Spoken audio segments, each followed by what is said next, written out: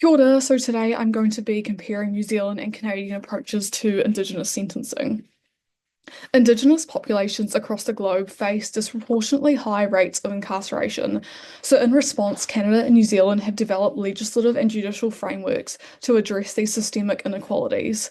So sentencing in New Zealand is governed by the Sentencing Act 2002 and in Canada by the Criminal Code.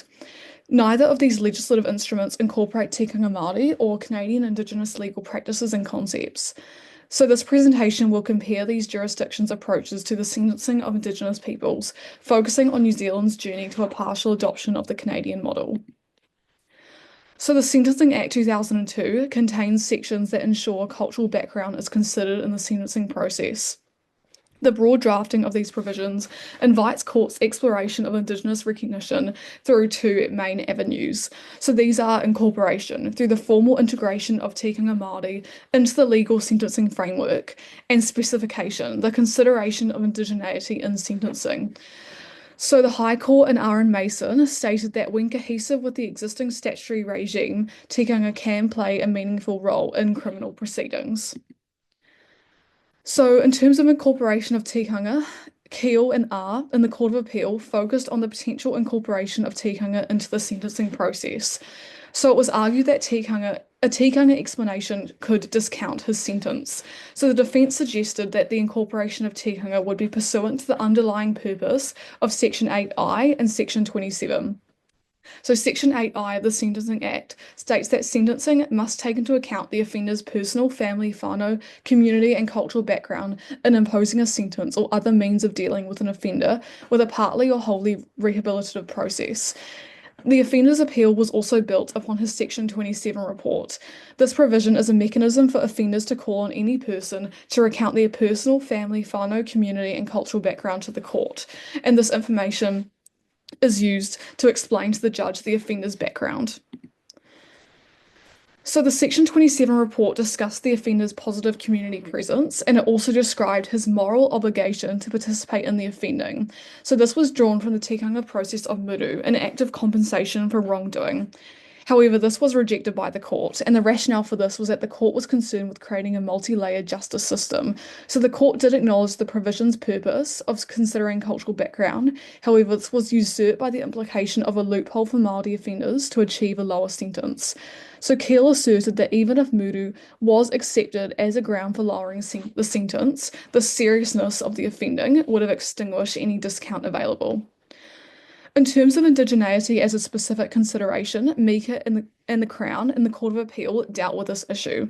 So it was argued that this could be read through the cultural background element of Section 8I.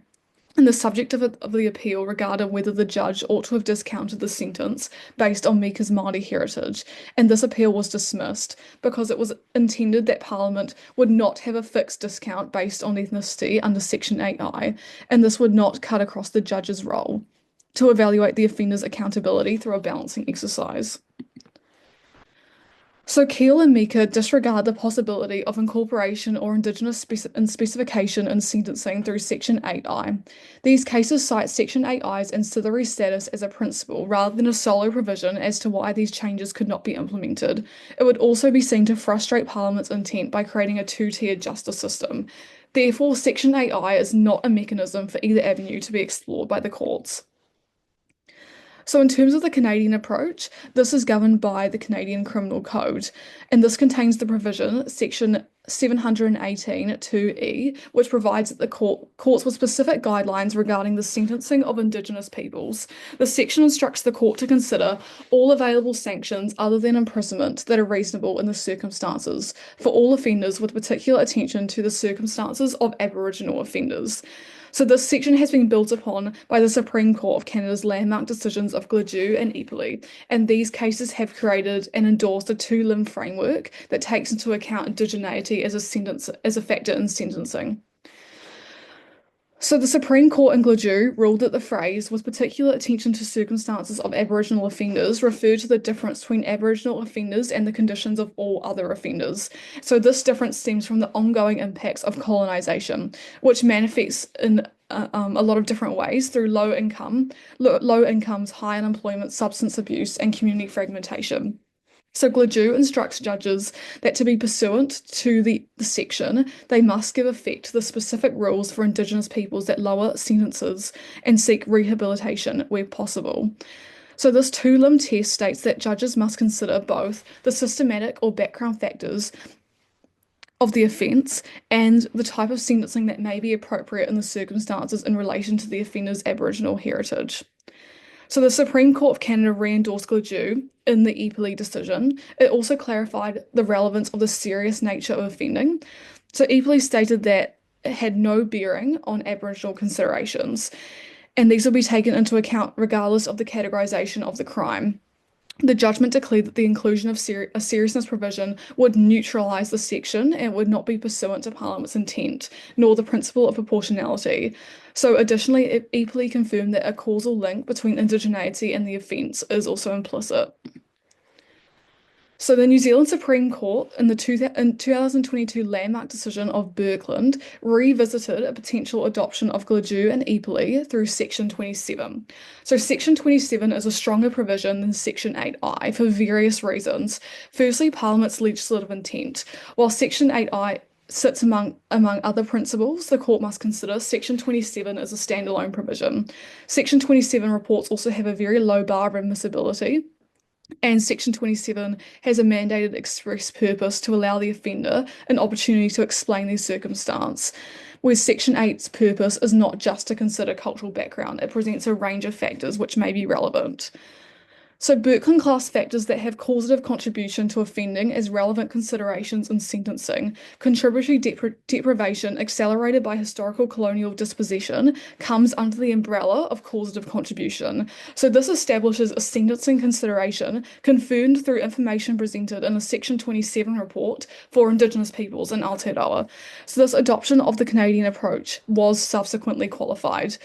To establish historical disposition as causative contribution to the offending, the Section 27 report must showcase a connection between the narratives of colonisation and the offender's lived experience. This is a reasonably high bar. There will be points when the link between the historical deprivation and the offending can be severed.